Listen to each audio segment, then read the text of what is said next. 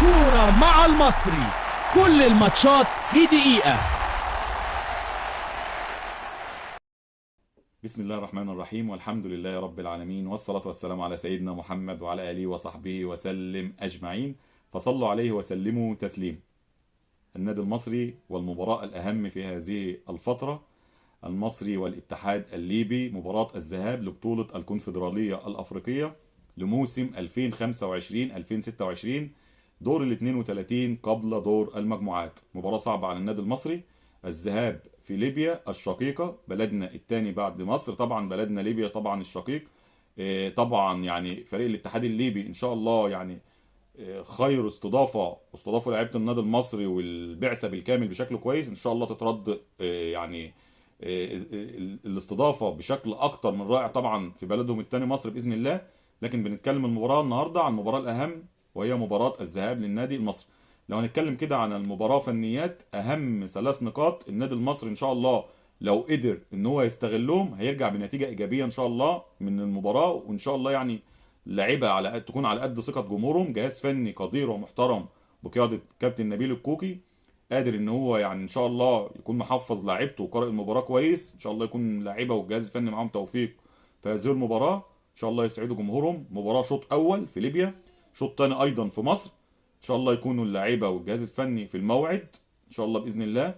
يعني المفروض ان المباراه ما عادش عليها اقل من 3 ساعات ان شاء الله، يعني كنا المفروض ان نكون معاكم قبل المباراه بفتره، لكن قدر الله ما شاء فعل، يعني بقينا معاكم قبل المباراه بوقت قليل. طبعا جمهور النادي المصري في انتظار المباراه، مباراه صعبه مش سهله، لكن اللعيبه والجهاز الفني ان شاء الله يكونوا قدها، كلنا ثقه فيهم باذن الله، ويرجعوا بنتيجه ايجابيه من مباراه الذهاب من ليبيا ان شاء الله. لو هنتكلم كده يعني سريعا مع حضراتكم على قائمة الفريق اللي سافرت مع الكابتن نبيل الكوكي طبعا، والفريق طبعا التشكيل اللي الكابتن نبيل ممكن يبدأ بيه، يعني ممكن نتوقع التشكيل. طبعا هو هنقول مع حضراتكم كده القائمة سريعا: عصام ثروت، محمود حمدي، محمد شحاتة، دول حراس مرمى 3 معاه، احمد منصور، حسن علي، محمد الشامي. ونقول له الحمد لله على السلامة طبعا محمد الشامي بعد عودة من الإصابة وأول مباراة طبعا يخش التشكيل والسكور. كريم العراقي، باهر المحمدي، خالد صبحي، صلاح محسن، عمرو سعداوي، دغموم، محمود حماده، احمد عيد، ميدو جابر، احمد القرموطي، كان جسلي اودو، مصطفى ابو الخير، عمر الساعي، حسين فيصل، ومنذر طمين، واحمد علي عامر، محمد هاشم، ومجيشه. وده القايمه اللي سافرت، اللي ان شاء الله الكابتن نبيل هيختار منهم 11 لعيب للتشكيل الاساسي. وانا اتوقع معاكم كده يعني قبل المباراه، والتشكيل ما عادش عليه يعني ممكن اقل من ساعه ممكن التشكيل ينزل، لكن انا اتوقع مع حضوركم كده. لو هتوقع كده في حراسه المرمى، طبعا عندنا اخر حد بادئ هو محمود حمدي اللي ناهب مباراه البنك الاهلي اسف، فممكن يكون هو الاقرب للمباراه. ولو عصام ثروت ايضا بدا، كلنا ثقه في الحارسين سواء محمود حمدي او عصام ثروت او محمد شحاته، لكن بنتكلم على الاقرب للمباراه ممكن نقول محمود حمدي في حراسه المرمى. 2 مساكين هيكون خالد صبحي وباهر المحمدي، باك يمين كريم العراقي، باك شمال هيكون عمرو سعداوي، ده توقعنا يعني. عندنا طبعا في غياب طبعا لمحمد مخلوف، وده غياب هيكون مؤثر، يعني ان شاء الله اي لعيب هيكون متواجد في التشكيل الاساسي او في الاحتياطي ان شاء الله يكون قد الثقه. لعيبه النادي المصري كلها رجاله، لعيبه على قد المسؤوليه، لعيبه دوليين، ان شاء الله يكونوا على قد الثقه ويرجعوا بنتيجه ايجابيه باذن الله. لو هنتكلم كده طبعا قلنا خط الدفاع، لو هنتكلم على نص الملعب، انا اعتقد ان ممكن يكون في مفاجاه في المباراه. كابتن نبيل الكوكي ممكن يبدا ب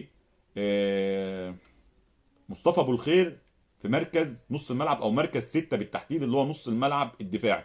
ولو لعب مصطفى ابو الخير، ده توقعي يعني، انا شايفه هيكون واحد من نجوم المباراه دي، لان هو نهى مباراه البنك الاهلي، وبعد ما نزل في مباراه البنك الاهلي والنادي المصري كان متقدم 1-0، كان ينقص باهر المحمدي كان مطرود وبتلعب شوط كامل بنقص عددي.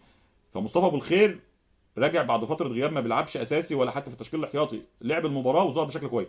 فانا بشوف مصطفى ابو الخير لعيب اصلا عنده موهبه، لو لعب المباراه ديت اساسي ان شاء الله هيكون واحد من نجوم المباراه باذن الله، واللعيبه كلها تكون نجوم ان شاء الله.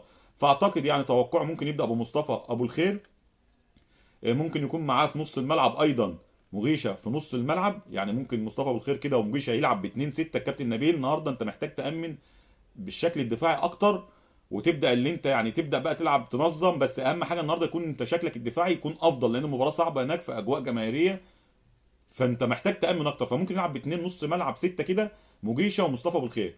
ممكن قدامهم بقى يكون حسن علي او محمود حماده. انا ممكن احط حسن علي كده برده، هو ناهي مباراه البنك الاهلي وكان ظاهر بشكل كويس، سواء مباراه الاهلي البنك الاهلي او مباراه بتروجيت اللي قبلها، فممكن حسن علي. في الخط الامامي بقى ممكن هيكون يعني منذر طمين لو جاهز بنسبه 100%، لانه راجع من اصابه، فلا غنى عنه في الخط الامامي منذر طمين وصلاح محسن، اثنين راس حربة. وممكن كده كصانع لعب ولاعب متحرك في نص الملعب هيكون دغموم. ده التشكيل اللي انا اعتقد ان ممكن الكابتن نبيل يبدا بيه بنسبه 90%. واعتقد ان الكابتن نبيل اي لاعب هو ادرى بجاهزيه اللعيبه كلها. كلنا ثقه في لعيبه النادي المصري، في الفريق القايمه اللي سافرت، وفي اللعيبه اللي يعني ان شاء الله تكون موجوده في التشكيل الاساسي او في التشكيل الاحتياطي. يعني باذن الله كلنا ثقه في فريقنا يرجعوا بنتيجه ايجابيه. انا لو بتوقع النادي المصري يقدم مباراه كويسه جدا. لكن اهم نقطه بقى ونقطتين، انا يعني حابب ان النهارده اللعيبه، الحكم اكيد هيكون عليه ضغط جماهيري كبير. الحكم ده ايضا حكم مباراه النادي المصري في الموسم الماضي نفس الدور 32 في ليبيا ايضا امام فريق الهلال الليبي. كان المصري خسر بنتيجه 3-2 في مباراه الذهاب، وقدر يكسب في مباراه العوده 3-2، وبركلات الترجيح المصري قدر يصعد لدور المجموعات. فان شاء الله النادي المصري يعني يقدم مباراه النهارده جيده، يرجع بنتيجه ايجابيه ان شاء الله. كلنا ثقه في اللعيبه والجهاز الفني باذن الله يعملوا مباراه كويسه جدا. لكن النقطه اللي انا بقولها بقى الاهم عشان ما نطلعش بره سياق الموضوع برضو، اتمنى لعيبه النادي المصري تكون كل تركيزها في الملعب. يعني النهارده اي قرارات عكسيه من حكم المباراه ما تحاولش ان تفكيرك وذهنك يخرج بره الملعب، لان انت لو فكرت وركزت مع الحكم كلاعب النهارده هتلاقي تفكيرك كله بقى خارج الملعب ومش هتركز في المباراه بشكل كويس. وده حصل ايضا في مباراه محليه امام نادي الزمالك، لما ركزت مع الحكم وحسيت ان انت في ظلم تحكيمي، خلاص تفكيرك وتركيزك راح بره خارج الملعب. فمش عايزين ده يتكرر تاني. مباراه هتكون صعبه، مباراه في افريقيا صعبه امام جماهير الاتحاد الليبي، ايضا جماهير شقيقه، كلنا عرب واخوات. لكن بنتكلم على الضغط الجمهوري هيكون عامل يعني سبب ضغط على اللعيبه. لكن لعيبه النادي المصري ادت مباريات كتير تحت ضغط، ولاعيبه دوليه قادره ان هي ان شاء الله تعدي هذه المرحله ويرجعوا بنتيجه ايجابيه باذن الله من ليبيا. ان شاء الله كل التوفيق للنادي المصري باذن الله، ويرجع بنتيجه ايجابيه. في اخر الحلقه كده لو نقول نتوقع كده النتيجه، يعني تتوقعوا مع حضراتكم، تتوقعوا معانا، طبعا شرف لينا طبعا متابعتكم. توقع نتيجه النادي المصري والاتحاد الليبي مباراه الذهاب. ان شاء الله النادي المصري يرجع بنتيجه ايجابيه. شوط اول، لسه شوط تاني في مصر، لكن مباراه تعتبر 50% ان انت محتاج تحقق فيها نتيجه ايجابيه باذن الله. الشوط الثاني يكون عندك ان شاء الله وتقدر تعدي هذه المباراه وتوصل لدور المجموعات. لكن هي المباراه الاصعب في هذه المرحله من بطوله افريقيا. ان شاء الله اللعيبه قدها والجهاز الفني باذن الله. كل التوفيق للنادي المصري. وما اجمل بدايه للكلام ونهايه ايضا للكلام، بالصلاه والسلام على سيد الانام سيدنا محمد صلى الله عليه وسلم، فصلوا عليه وسلموا تسليما. وشكرا لكم، والسلام عليكم ورحمه الله وبركاته.